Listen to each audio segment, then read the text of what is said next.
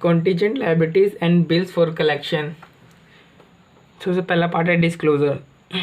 तो banking regulation act 1949 ये कहता है कि आपको काफ़ी सारे आइटम्स की, जैसे कि जो कि कॉन्टीजेंट लायबिलिटीज़ हैं या फिर बिल्स फॉर कलेक्शन है, आपको उसको बैलेंस शीट की फुटनोट में डिस्क्लोजर देना है। अब हम ये देखते हैं कि कौन कौन सी ऐसी जो लायबिलिटीज़ हैं जो कॉन्टीजेंट लायबिलिटी का रूप ले लेती हैं। तो पहला कि अगर आपने अपने कस्टमर के बिहाफ पे किसी तरीके की कोई गारंटी दे रखी है, चाहे वो इन इंडिया में गारंटी दे रखी हो या आउटसाइड इंडिया गारंटी दे रखी हो। दूसरी, अगर आपकी कोई acceptance, endorsement and other obligations है। फिर liability for partly paid investment, कि आपने कोई इन्वेस्टमेंट करी लेकिन अभी तक आपने उसका एक पार्ट अमाउंट ही जमा करवाया, पूरा अमाउंट अभी तक जमा नहीं करवाया है। Liability on account of outstanding forward exchange contracts, कि आपने कोई फॉरवर्ड एक्सचेंज कॉन्ट्रैक्ट कर रखा है जो अभी क्लोज नहीं हुआ, अभी आउटस्टैंडिंग है, ओपन है अभी। Claims against the bank not acknowledged as debts, या कोई क्लेम आपके ऊपर कर रहा है लेकिन अभी तक आपने उसको एज अ डेट एक्नॉलेज नहीं किया है, कारण कुछ भी हो सकता है। Other items for which the bank is contingently liable और अदर आइटम्स। तो हम इसका देख लेते हैं कहानी डिफरेंट स्टेट्स की है इसमें। तो सबसे पहला है, जम्मू एंड कश्मीर पर पाकिस्तान वाले क्लेम करते हैं। हरियाणा के लोग पार्टी पर पैसा लगाते हैं, फिर पे करने के समय अपनी इन्वेस्टमेंट बेच देते हैं। पंजाब के लोग विदेश जाते हैं, इसलिए वो बहुत फॉरवर्ड एक्सचेंज कॉन्ट्रैक्ट करते हैं। राजस्थान के लोग अच्छे हैं, इस बात की गारंटी है। दिल्ली वाले दिलवाले होते हैं, वो अदर्स की ऑब्लिगेशन को एक्सेप्ट कर लेते हैं और अपनी वाली दूसरों को एंडोर्स कर देते हैं। तो कौन कौन से पॉइंट बनते हैं देखो। इधर से बनता है कि claim not acknowledge as debts, फिर इधर पार्टली पेड इन्वेस्टमेंट, फिर इधर आउटस्टैंडिंग फॉरवर्ड एक्सचेंज कॉन्ट्रैक्ट्स, फिर इसका है guarantee on behalf of customers in India और आउटसाइड इंडिया, फिर इधर है acceptance, endorsement and other obligation. और इसका कनेक्टर, इस स्टोरी का कनेक्टर है कि जम्मू एंड कश्मीर स्टेट पर बहुत ज़्यादा कॉन्टीजेंट लायबिलिटी है, तो ये डिस्क्लोजर से रिलेटेड है। फिर ऑडिट प्रोसीजर भी है हमारे पास,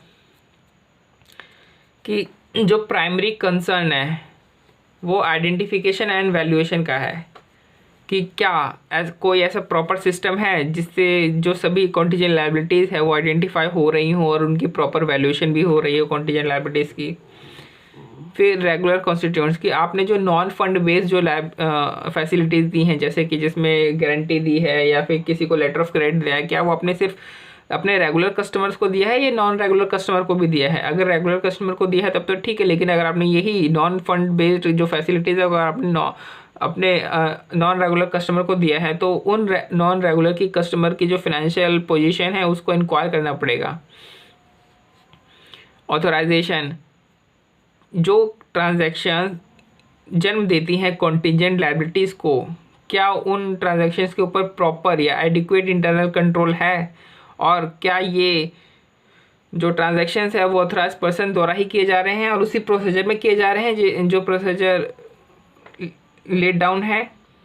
टर्म्स एंड कंडीशंस, कि अगर आपने कोई एलसी इशू करी है गुड्स के इंपोर्ट करने के लिए और आपको उस एलसी की पेमेंट करनी है ओवरसीज सप्लायर को, तो आप उस ओवरसीज सप्लायर को पेमेंट करेंगे on the basis of shipping documents.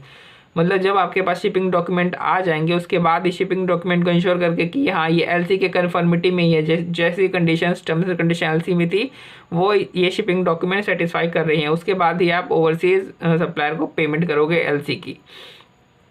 Accounting records, क्या जो सभी ऑब्लिगेशंस है उनका अच्छे से रिकॉर्ड मेंटेन किया जाता है, क्या उनको अच्छे से प्रॉपरली आइडेंटिफाई किया जाता है ना। अब देखो आइडेंटिफिकेशन की बात यहाँ पे भी की गई थी, यहाँ पे भी की गई थी, बट यहाँ पे एक प्रॉपर सिस्टम था आइडेंटिफिकेशन वैल्यूएशन के लिए, और यहाँ पे रिकॉर्ड्स को मेंटेन किया जा रहा है ताकि उसको अच्छे से सभी को आइडेंटिफाई और सिर्फ रिकॉर्ड किया जाए, और किस वैल्यू पे रिकॉर्ड करना है वो यहाँ पे हमने बात करी है। कन्फर्मेशन, कि क्या सभी ऑब्लिगेशंस हमने रिकॉर्ड कर लिए हैं और सही अमाउंट पर किए हैं, इसके लिए हमें सब्सटेंटिव ऑडिट टेस्ट परफॉर्म करना पड़ेगा। एग्जांपल की कन्फर्मेशन, हमें कन्फर्मेशन से पूछना पड़ेगा कि हाँ आपके सारे कंटीजेंट लायबिलिटी रिकॉर्ड हो रखी। ऐसा तो नहीं है कि किसी कंटीजेंट लायबिलिटी को कम या ज़्यादा दिखा रखा हो गया या कोई कंटीजेंट लायबिलिटी मिसिंग हो। रीजनेबलनेस, हम जो करंट कंटीजेंट लायबिलिटी की जो अमाउंट है उसकी रीजनेबलनेस को चेक करेंगे कि ऐसा तो नहीं है कि कंटीजेंट लायबिलिटी की कंटीजेंट लायबिलिटी के अमाउंट को कम दिखा रखा हो। तो ये चीज़ हमें लेकिन पता कैसे चलेगी? तो हमें इस प्रीवियस जो हमारा एक्सपीरियंस रहा होगा उससे, और जो करंट ईयर की जो एक्टिविटीज़ होगी बैंक की उससे हमें पता चलेंगी। फिर एक है इधर guarantee in respect of trade credit, कि आपने बैंक ने जो गारंटी देना है वो सिर्फ इन ट्रेड क्रेडिट के रिस्पेक्ट में ही बैंक ने गारंटी देना है। और जो गारंटी का जो पीरियड होगा ये शिपमेंट का जो डेट है उसके बाद का जो पीरियड है उससे मैच करना चाहिए। यानी गारंटी आप किस पीरियड के दे सकते हो, शिपमेंट के बाद की जो पीरियड है सिर्फ उसी पीरियड के लिए आप गारंटी दे सकते हो। तो हमने इतने सारे प्रोसीजर्स देखे, इसके लिए भी हमने एक स्टोरी बना रखी है। स्टोरी है कि रामायण जीवन जीने का प्रॉपर सिस्टम सिखाता है। ठीक है, अब रामायण के हम एक एक कैरेक्टर के ऊपर बात करेंगे कि दशरथ ने कैकेयी को 2 गारंटी दी हुई थी और कैकेयी के पास उन गारंटीज का लेटर ऑफ क्रेडिट भी था। फिर राम जी अपने आप में कंप्लीट थे। सीता जी की सज़ा रीजनेबल नहीं थी, अनरीजनेबल थी। लक्ष्मण जी का खुद पे इंटरनल कंट्रोल नहीं था, वो बार बार गुस्सा हो जाते थे। भरत ने राम जी के वनवास के समय अकाउंटिंग सिस्टम संभाला। शत्रुघ्न का रोल कभी कभी आता था, यानी एक तरीके से नॉन रेगुलर रोल था। तो अब देखो यहाँ से कौन कौन से पॉइंट्स निकल कर आते हैं। रामायण जीवन जीने का प्रॉपर सिस्टम सिखाता है, तो इसका मतलब proper system for identification and valuation. फिर guarantee in respect of trade credit, और जो गारंटी का जो पीरियड है वो डेट ऑफ शिपमेंट के बाद के पीरियड से मैच करना चाहिए। फिर लेटर ऑफ क्रेडिट, कि अगर आपने इम्पोर्ट ऑफ गुड्स के लिए अगर आपने लेटर ऑफ क्रेडिट इशू कर रखा है तो लेटर ऑफ क्रेडिट की जब पेमेंट करोगे आप ओवरसीज सप्लायर को, तो आप किस बेसिस पे करोगे? जो शिपिंग डॉक्यूमेंट्स है उसके बेसिस पे करोगे और ये चेक करोगे कि एलसी में जो भी कंडीशन थी वो शिपिंग डॉक्यूमेंट फुलफिल करता है कंडीशन की नहीं फुलफिल करता है। फिर कंप्लीटनेस, कि आप ये चेक करोगे कि जितने भी मतलब ऑब्लिगेशंस है वो कंप्लीट हैं कि नहीं है, आप सारे रिकॉर्ड उसके मेंटेन हैं कि नहीं है। तो इसके लिए आप सब्सटेंटिव ऑडिट प्रोसीजर परफॉर्म करोगे। एग्जांपल की कंफर्मेशन।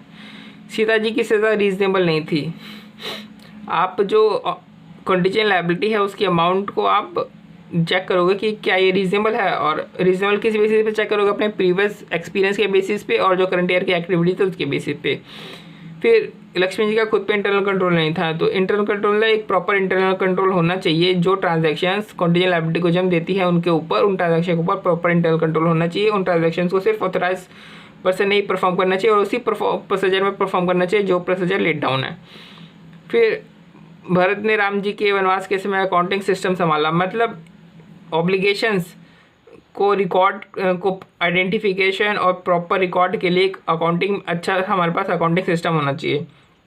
फिर नॉन रेगुलर कस्टमर, मतलब कि जो भी non fund based credit facilities है वो आप में सिर्फ किसको देना चाहिए? रेगुलर कस्टमर को देना चाहिए। अगर आपने नॉन रेगुलर कस्टमर को दे रखा है तो आपने उन नॉन रेगुलर कस्टमर की फाइनेंशियल पोजीशन को इवेल्युएट करना चाहिए। इसका कनेक्टर क्या है कि रामायण ने प्रोसीजर सिखाए हैं कंटिजेंसी में जीने के। रामायण ने हमें प्रोसीजर सिखाए हैं कंटिजेंसी में जीने के।